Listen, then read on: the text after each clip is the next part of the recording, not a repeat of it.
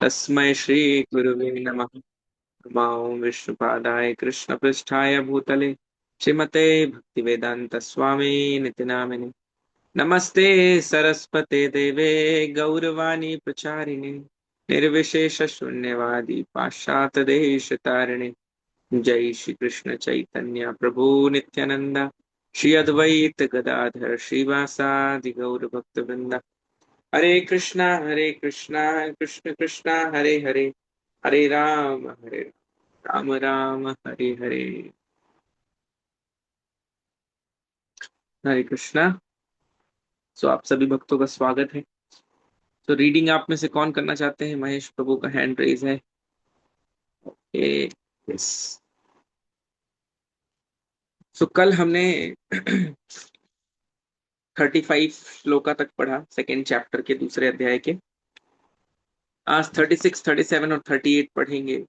उससे एक एक सेक्शन जो है, बेसिकली अर्जुन का जो प्रश्न था कि अ, मुझे पाप लगेगा अगर मैं अपने परिवारजनों को मारूंगा, और दूसरा कि भाई इस टाइप की वॉर से अच्छा तो है कि मैं खुद ही मर जाऊं।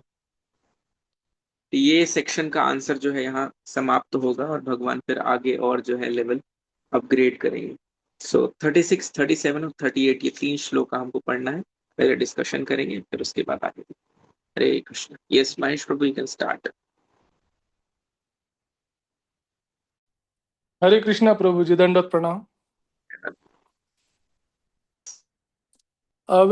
अवाच्यवादांश्च बहून्वदिष्यन्ति तवाहिताः निंदन्तस्तव सामर्थ्यं ततो दुःखतरं नु किम्। तुम्हारे शत्रु अनेक प्रकार के कटु शब्दों से तुम्हारा वर्णन करेंगे और तुम्हारे सामर्थ्य का उपहास करेंगे। तुम्हारे लिए इससे दुखदायी और क्या हो सकता है। तात्पर्य श्री प्रभुपाद जी द्वारा। प्रारंभ में ही भगवान कृष्ण को अर्जुन के अयाचित दया भाव पर आश्चर्य हुआ था और उन्होंने इस दया भाव को अन्योचित बताया था। अब उन्होंने विस्तार से अर्जुन के तथाकथित दया भाव के विरुद्ध कहे गए अपने वचनों को सिद्ध कर दिया है। हतो वा प्राप्स्यसि स्वर्गम जित्वा वा भोक्ष्यसि महीम् तस्मादुत्तिष्ठ कौन्तेय युद्धाय कृतनिश्चया। हे कुंती पुत्र, तुम यदि युद्ध में मारे जाओगे तो स्वर्ग प्राप्त करोगे, या यदि तुम जीत जाओगे तो पृथ्वी के साम्राज्य का भोग करोगे। अतः दृढ़ संकल्प करके खड़े हो और युद्ध करो। यद्यपि अर्जुन के पक्ष में विजय निश्चित न थी, फिर भी उसे युद्ध करना था, क्योंकि यदि वह युद्ध में मारा भी गया तो वह स्वर्गलोक को जाएगा। सुख दुखे समय कृत्वा लाभा लाभो जया जयो ततो युद्धाय युज्यस्व नैवं पापम वापस्यसि। तुम सुख या दुख, हानि या लाभ, विजय या पराजय का विचार किए बिना युद्ध के लिए युद्ध करो। ऐसा करने पर तुम्हें कोई पाप नहीं लगेगा। तात्पर्य। अब भगवान कृष्ण प्रत्यक्ष रूप से कहते हैं कि अर्जुन को युद्ध के लिए युद्ध करना चाहिए, क्योंकि यह उनकी इच्छा है। कृष्ण भावनामृत के कार्यों में सुख या दुख, हानि या लाभ, जय या पराजय का कोई महत्व नहीं दिया जाता। दिव्य चेतना तो यही होगी कि हर कार्य कृष्ण के निमित्त किया जाए। अतः भौतिक कार्यों का कोई बंधन फल नहीं होता। जो कोई सतोगुण या रजोगुण के अधीन होकर अपनी इंद्रिय तृप्ति के लिए कर्म करता है, उसे अच्छे या बुरे फल प्राप्त होते हैं, किंतु जो कृष्ण भावनामृत के कार्यों में अपने आप को समर्पित कर देता है, वह सामान्य कर्म करने वाले के समान किसी का कृतज्ञ या ऋणी नहीं होता। भागवत में 11.5.41 में कहा गया है, देवर्षि भूताप्तनूनां पितॄणां न किंकरो नायं ऋणी च राजन सर्वात्मना य शरणं शरण्यं गतो मुकुंदम परिहृत्य करतम। जिसने अन्य समस्त कार्यों को त्याग कर मुकुंद श्री कृष्ण की शरण ग्रहण कर ली है, वह न तो किसी का ऋणी है और न किसी का कृतज्ञ, चाहे वे देवता, साधु, सामान्य जन अथवा परिजन, मानव जाति या उसके पितर ही क्यों न हो। इस श्लोक में कृष्ण ने अर्जुन को अप्रत्यक्ष रूप से इसी का संकेत दिया है। इसकी व्याख्या अगले श्लोकों में और भी स्पष्टता से की जाएगी। Hare Krishna. Thank you so thank you. Much. मैं थैंक यू इसको सो मच बहुत प्रभु, अच्छे हरे से पढ़ा कृष्णा। हूँ। दंडवत प्रणाम। हरे कृष्ण। सो जैसा हमने बताया कि एक सेक्शन जो है यहाँ से फिनिश हो रहा है। अब 39th जो है वो श्लोक जो है वहां से जैसे स्टार्ट होगा, भगवान अब निष्काम भाव से कार्य करने के विषय में जो है वो चर्चा करेंगे। तो आज जो हमने श्लोक पढ़ा और कल भी हमने जो श्लोक पढ़े थे, कनेक्टेड है और एक कॉमन थीम है उनमें। अगर आप देखेंगे कि आ, यहाँ बात किसकी हो रही है, अपयश की बात हो रही है या रिस्पेक्ट की बात हो रही है, कि भाई आपकी जो ख्याति है अर्जुन द ग्रेट, उसमें इफेक्ट आ जाएगा। तो और आगे का भी वर्ष जो है 37 जो है, उसमें हम देखते हैं कि कैसे भगवान जो है 2.6 में जो अर्जुन ने कहा था कि भाई मैं हार जाऊं या जीत जाऊं कोई फर्क ही समझ में नहीं आ रहा है, तो उसका रिस्पॉन्स यहाँ देते हुए कह रहे हैं कि भाई आप अपना फाइट करो। अगर आप हारोगे तो भी आपको स्वर्ग की प्राप्ति है, और जीतोगे तो यहाँ आप इस संसार में रहोगे और यहाँ विक्टोरियस कहलाओगे, इधर विजय कहलाओगे। और 38th जो फिर हमने श्लोक पढ़ा, उसमें भगवान ने बेसिकली एक वर्डिक्ट जो है ये दे दिया कि भाई देखो लड़ाई तुम करो। और प्रभुपाद जी बोल रहे हैं कि भगवान यहाँ जो है अपनी इच्छा जो है वो व्यक्त कर रहे हैं। तो अब ये चर्चा का विषय है, क्योंकि भगवत गीता को हम एक आध्यात्मिक ग्रंथ मान रहे हैं। और आध्यात्मिक ग्रंथ जो है वो मानने के बाद अ, हमें अपेक्षा तो कुछ ऐसी थी कि मान अपमान अपयश और इन सब के ऊपर उठ के हमें कुछ नॉलेज जो है वो दिया जाए। तो इनके विषय में चर्चा क्यों हो रही? तो इसीलिए अगर इसका हम कंटेक्स्ट नहीं समझेंगे कि किस परिस्थिति वश ये कहा जा रहा है या किस विचारधारा के हिसाब से बोला जा रहा है, तो हम मिसअंडरस्टैंड कर सकते हैं। बहुत सी बार पहले आ, भारत में ऐसी अवस्थाएं थी कि इतना जघन्य पाप, अगर रेप जैसा भी कुछ हो गया है तो भी लोग पुलिस में रिपोर्ट तक नहीं करते थे। और रिपोर्ट ना करने का कारण क्या? कि भाई ये जो समाज है अभी भी वो चल रहा है। समाज में हमारा जो औहदा है या जो पोजीशन है वो घट जाएगी और अपमान हमें सहना पड़ेगा। तो जो व्यक्ति इतना जघन्य पाप में कार्य करता है वो फ्री घूम रहा है, जस्ट इसके चलते कि कुछ लोग जस्ट ये बताने से कि उनके साथ क्या पाप हुआ है या क्या दुष्व्यवहार हुआ है, उस चीज से बचने के लिए उस दोषी को कुछ रिजल्ट नहीं मिल रहा है। और इसके चलते उदाहरण क्या सेट हो रहा है कि हाँ भाई ऐसे कार्य जो है, ऐसे जो घिनौने कृत्य हैं वो किए जा सकते हैं, इस पे कोई सजा नहीं है, इस पे कोई आवाज नहीं उठाए। लेकिन अभी हम देख रहे हैं कि धीरे धीरे धीरे ये पैटर्न जो है वो चेंज हो रहा है। लोग आवाज उठाना शुरू कर रहे हैं, कहना शुरू कर रहे हैं। अभी पास्ट कुछ इयर्स में हमने देखा मी टू मूवमेंट्स और अलग अलग मूवमेंट्स जो हैं जहां वुमेन्स जो है अपनी वॉइस उठाई और जो जिन लोगों ने शोषण किया है उन लोगों के बारे में उनको एक्सपोज किया, बातें कही। तो इससे हुआ क्या कि जो क्लास ये आ, पापमय कृत्य उनके दिमाग में था वो वहीं तक सीमित रह गया। अभी उनको ये समझ में आया कि हाँ इससे हमारा जो यश है या जो हमारे यहाँ थोड़ी बहुत भी लोग हमको जानते हैं या हमारी जान पहचान है, उसमें क्या होगा, हमें बुरी दृष्टि से लोग अब देखेंगे। तो जो पाप इधर चल रहा था, जो जो डर भय इस साइड चल रहा था, वो अब धीरे धीरे इधर शिफ्ट होने लगा। और साथ ही साथ जब कुछ लोगों को फांसी होती है और सजा मिलती है, तो दूसरे लोग जो है उन्हें समझ में आता है कि ये कार्य नहीं करना। तो कभी कभी ये सारी चीजें जो हैं, मान अपमान और ये सारी चीजें करना जरूरी है ताकि एक सोसाइटी में राइट एग्जाम्पल सेट हो सके। गवर्नमेंट जो है भारत रत्न देती है और Padma Bhushan Nobel prize world के लेवल में मिलता है। ये क्यों मिलता है? कि जो अच्छे कार्य हैं उन्हें प्रमोट किया जाए, कि भाई आप अगर करोगे तो आपको अवार्ड से नवाजा जाएगा, और अगर आप गलत कृत्य करोगे तो क्या मिलेगा आपको, उसके बदले सजा मिलेगी। तो यहाँ अर्जुन कोई ऑर्डिनरी पर्सन नहीं है।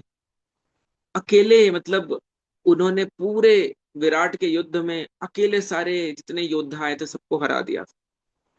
स्वर्ग में जिन्हें बुलाया जा रहा है किस चीज के लिए, कि भाई आप आइए, देवतागण बोल रहे हैं कि आप हमारी आके मदद करिए। जो अमृत का पान किए हुए देवता हैं वो धरती में कोई व्यक्ति है जिसकी आयु सीमित है, उनसे आके क्या कह रहे हैं कि हमारी मदद करो। इस कैलिबर का कोई पर्सन है। तो greater the position, greater the responsibility. उस पोजीशन को बस आप इंजॉय नहीं कर सकते, उसके साथ क्या आता है, सेंस ऑफ रिस्पॉन्सिबिलिटी आती है। आपका कर्तव्य बनता है कि ये जो नाम है और ये जो ट्रस्ट है वो ब्रेक नहीं होना चाहिए। हमने कल पढ़ा, शिला प्रभुपाद ने बताया कि क्षत्रिय जो है वो क्या है, प्रोटेक्शन प्रोवाइड करते हैं। किससे? किसी भी क्षति से। तो लोग डिपेंडेंट है। आप देखिए हमारे देश में हमारा जो बजट है उसका मेजर पोर्शन जो है डिफेंस में जाता है। और क्यों जाता है? एक सेंस ऑफ सिक्योरिटी। हम यहाँ बैठे हैं, अगर हमारे दिमाग में हो कि बस अब बम आने वाला है, फूटने वाला है किसी भी समय, हम लोग पीसफुल नहीं रह सकते। लेकिन कुछ जो हमारे सोल्जर्स हैं वो बैठे हुए हैं माइनस टेम्परेचर्स में या तपते धूप में रेगिस्तान में, उनके वजह से और वो सारा जो डिफेंस का प्लानिंग और बजट है उसके चलते यहाँ नॉर्मल फंक्शनिंग जो है वो चल पा रही। तो जिन लोगों से एक्सपेक्टेड है कि वो प्रोटेक्शन देंगे और ये, वो ऐसे भाग नहीं सकते। अब प्रश्न ये आता है कि भगवान लेकिन क्यों ऐसा बोल रहे हैं, भगवान ऐसे कैसे प्रमोट कर रहे हैं और ये सारी चीजों को, यश और अपयश। तो हमें ये समझना पड़ेगा कि बेसिक लेवल में फाउंडेशनल नीड है बिलोंगिंग फील करना। आप अगर हम बोले कि क्लोजनेस लोगों से या एक नॉर्मल रिस्पेक्ट की भावना जो है वो एक्सपेक्ट करना स्वाभाविक है। क्योंकि हम अभी कंप्लीटली सोल के प्लेटफॉर्म में नहीं है। मुझे एक इंसिडेंट याद आता है, जब मेरे जो गुरु महाराज हैं वो एक किसी भक्त के घर गए और उनसे इंट्रोड्यूस कर रहे थे कि ये मेरा बेटा है, ये मेरी बेटी है, ये मेरे ताऊ जी हैं, ये मेरे बुआ हैं, मेरे ये हैं वो हैं, सब कुछ करके। एंड इवेंचुअली जब उनके घर में जो हाउस हेल्प हैं, जो जो काम करते वहां हेल्प करते थे, तो बोले ये हमारे घर के नौकर हैं। तो जो महाराज हैं वो हाथ जोड़े और वो जो नौकर थे उनसे हाथ जोड़ के कहते हैं कि मैं आपका नौकर हूं। सो ये छोटा सा इंसिडेंट था। डेफिनेटली इससे उन्होंने ये अपडेट किया कि एवरीबडी, हर एक व्यक्ति रिस्पेक्ट जो है वो डिजर्व करता है। तो बेसिक फाउंडेशनल जो है वो नीड है। और आप देखिए भगवान कैसे इसको यूज करते हैं, तीन अलग अलग वेज में। यहाँ पे हम देख रहे हैं कि अभी अर्जुन को कह रहे हैं कि भाई तुम मतलब मर ही जाओ, ज्यादा अच्छा है कि अपयश तुम्हारा जो है वो फैलेगा। अगर मर भी गए तो कम से कम क्या होगा, स्वर्ग मिलेगा। और जीत गए तो यहाँ है, लेकिन ये अपयश जो है, ये जो तुम्हारी ख्याति है वो जो खराब हो जाएगी, कोई मतलब। अब सेम, जब महाभारत का युद्ध चल रहा था, 17वां दिन, 17th डे जो था, उस दिन युधिष्ठिर महाराज का पूरा हालत खराब कर दिया था कर्ण ने। कर्ण के साथ युद्ध चल रहा था और जख्मी कर दिया था युधिष्ठिर महाराज को, और युधिष्ठिर महाराज को अपने खेमे में वापस जाना पड़ता है। और जैसे ही अर्जुन ने ये सुना, अर्जुन तुरंत युधिष्ठिर महाराज को देखने चले गए। और अर्जुन गए, और जैसे ही अर्जुन गए युधिष्ठिर महाराज कहने लगे कि बधाई हो, तुमने कर्ण का वध कर दिया। तो अर्जुन वाज लाइक कि मैं अभी गया ही नहीं कर्ण से लड़ने। बोले तुम्हें ये पता चला कि मुझे इतना ज्यादा घायल किया, उसके बाद भी तुम यहाँ मेरे से मिलने आ गए, तुम उससे युद्ध करने नहीं गए? कोई मतलब का नहीं है तुम्हारा गांडीव, इसे फेंक दो। और कोई मतलब का नहीं जो तुम ढींगे हाँकते रहते हो हर समय कि मैं कर्ण का युद्ध जो वध करूंगा, कोई मतलब का नहीं है, ये छोड़ दो ये सब बोलना। एंड अर्जुन ने प्रतिज्ञा ली थी कि किसी ने अगर जीवन में कभी भी ये कहा कि अपना गांडीव जो है वो त्याग दो या फेंक दो, तो मैं उसकी हत्या कर दूं। अब किसने बोल दिया है? जिनको अपने प्राणों का स्वामी मानते हैं युधिष्ठिर महाराज, जिनके लिए एक टांग पे खड़े हुए हैं, उसी भाई ने कह दिया है। अब क्या करें भाई? रघुकुल रीत सदा चली जाए, प्राण जाए पर वचन न जाए। अब क्या करें भाई? और नॉर्मल पर्सन है नहीं। अर्जुन ने कहा है, अर्जुन की प्रतिज्ञा है। तो भगवान उस समय सॉल्यूशन देते हैं कि एक क्षत्रिय के लिए मृत्यु से भी ज्यादा क्या वो है कि उनका अपमान हो जाए, उससे ज्यादा डेंजर है, उससे ज्यादा वो मृत्यु से ज्यादा उनके लिए है। तो भगवान ने कहा अर्जुन को कि तुम युधिष्ठिर महाराज की क्या करो, उनका अपमान करो। और उससे जब जो ये अपमान है वो मृत्यु से ज्यादा बड़ा दंड उनके लिए हो जाएगा। तो तुम्हारा वचन भी रह जाएगा और ये कार्य भी हो जाएगा, तुम्हें हत्या नहीं करनी पड़ेगी।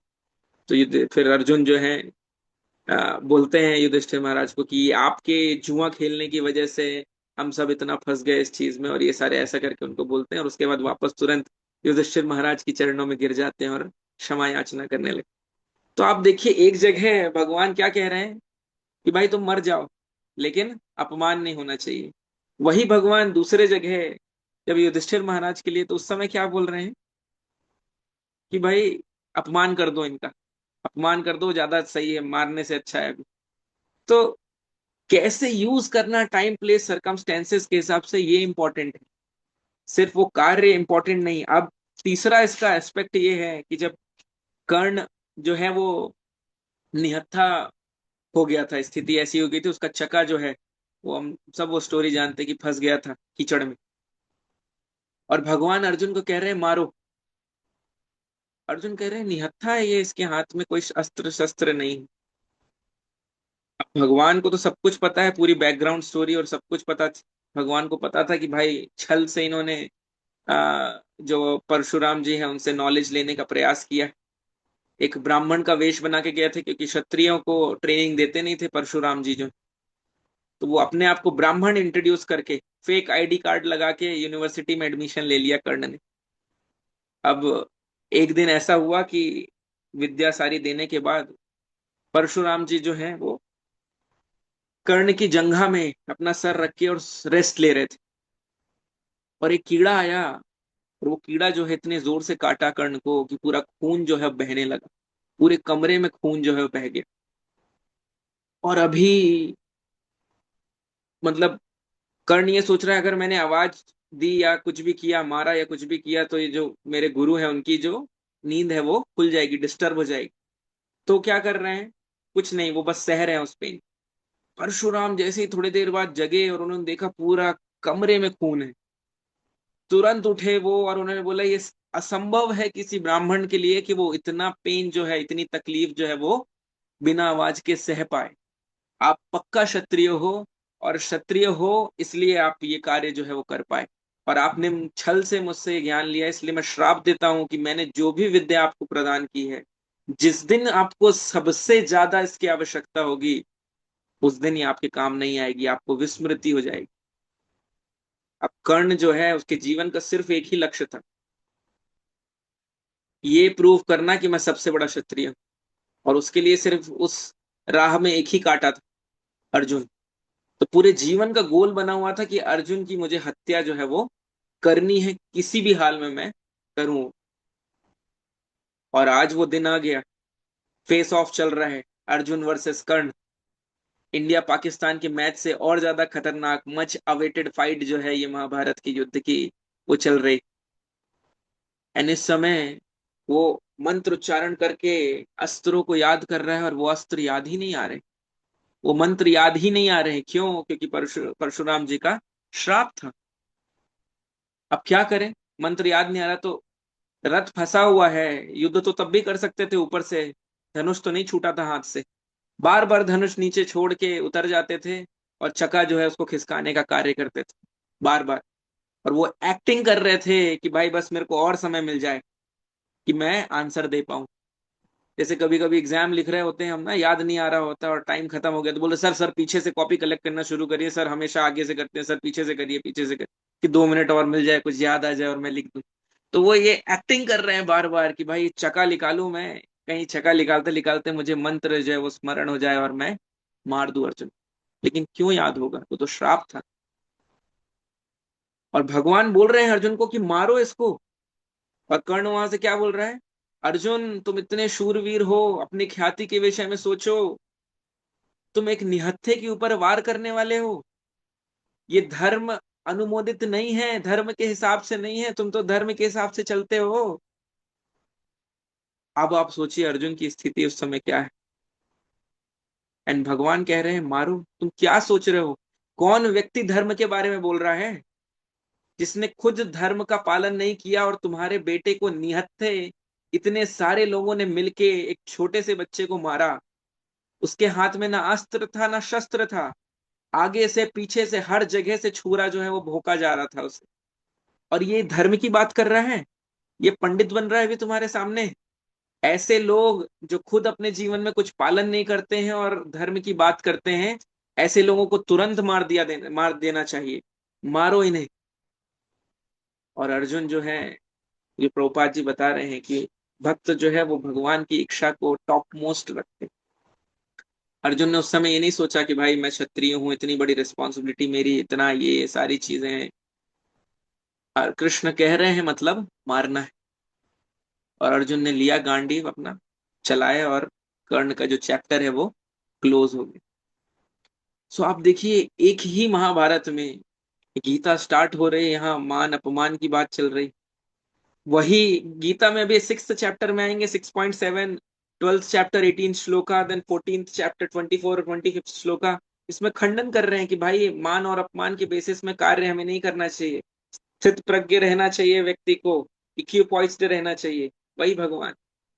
तो कितना द्वंद से भरे हुए हैं भगवान और भगवान की गीता। एक समय कुछ और बोल रहे हैं, तो भाई मानना क्या है? क्या ऐसा है सच में इतने द्वंद्वों के साथ है गीता, और क्या भगवान इतने सारे द्वंद्व? नहीं। हम जब ये कहते हैं कि Bhagavad Gita is for everyone, हर किसी के लिए है, जो एलकेजी में है, जो 12th में है, जो ग्रेजुएशन में है, जो पोस्ट ग्रेजुएशन में है, जो पीएचडी में है, जो पोस्ट डॉक, पोस्ट पीएचडी जो होता है, उनके लिए, सबके लिए भगवत गीता है। तो ये मल्टी लेवल है और यूजर फ्रेंडली। यूजर फ्रेंडली का मतलब, कुछ चीज यूजर फ्रेंडली होती है उसका मतलब क्या, कि आप इजीली उस चीज को अपने लाइफ में अडेप्ट कर पाते। तो जब हम अभी उस स्तर में नहीं पहुंच पाए हैं कि हम आत्मा के स्तर में पूर्ण रूप से अपने आप को देख पाते हैं, तो हमें सोचना पड़ेगा मान और अपमान के बारे में, क्योंकि वो चीजें हमें अफेक्ट करेंगी। और जब हमारा स्तर ये शरीर के लेवल से उठ के आत्मा के लेवल में हो जाएगा, तब हमसे ये अपेक्षित होगा कि हमें इन चीजों के बारे में नहीं सोचना है। तो अभी भगवत गीता जो है हर स्टेज में हैंड होल्डिंग करने के लिए तैयार है। भगवान ने जो इंस्ट्रक्शंस दिए हैं हर लेवल में। अभी अर्जुन जो है वो सब सोच रहे हैं कि भाई लोग क्या बोलेंगे कि अपने घर वालों को मार दिया। तो भगवान करेक्ट कर रहे हैं, अरे भाई मेरे नहीं मारा तो सोचेंगे युद्ध से भाग गया। तो कृष्ण हर लेवल में हैंड होल्डिंग करके जिस स्टेज में है उस लेवल के हिसाब से सपोर्ट जो है वो प्रोवाइड कर रहे हैं। और ये ब्यूटी है भगवत गीता की। इसीलिए कहते हैं कि भाई भले कोई शास्त्र ना हो, अगर भगवत गीता है तो सब कुछ है। हर एक सेगमेंट ऑफ स्पिरिचुअल जो है, हर एक आध्यात्म के जो लेवल के लोग हैं, वो सब भगवत गीता को इसीलिए एक्सेप्ट करते हैं क्योंकि सबके लिए इसमें जो है वो चीजें दी गई। तो अभी अभी हमारे स्तर में हमारे लिए क्या है? अभी हम लोग उस स्तर में नहीं है कि हम पूरा सोल के लेवल में। तो हमें ये ध्यान रखना चाहिए कि हमारे जो कृत्य हैं, जो कार्य हैं, उससे वो ऑब्जेक्शनेबल तो नहीं हो जाएंगे। तो कोई अब कह सकता है कि हाँ भाई प्रभु जी, अब हम भी अपनी पीआर की टीम रखें क्या? जैसे ये बड़े बड़े सुपरस्टार्स रखते हैं कि भाई क्या कह दिया तो क्या हो गया। नहीं, हम लोग ये पब्लिक रिलेशन कॉन्शियस रहने के लिए नहीं बोल रहे हैं, लेकिन मन घड़ंत रूप से भी एक्शन नहीं करना है हमें, क्योंकि कहीं ना कहीं हम लोग किसी ना किसी रिस्पॉन्सिबल पोजीशन में है। जब हम भगवान का तिलक धारण करते हैं और कंठी धारण करते हैं, तो हम भगवान के भक्त होने का रिप्रेजेंटेशन कर रहे हैं। जब हम किसी कंपनी में हैं, किसी कंपनी की कोई पोस्ट में, तो उस कंपनी को हम रिप्रेजेंट कर रहे हैं। तो उन सारे पोस्ट और पोजीशन को ध्यान रख के हमारे कृत्य हैं जो होने चाहिए। कृत्य हमारे जो है वो मन घड़ंत नहीं होना चाहिए।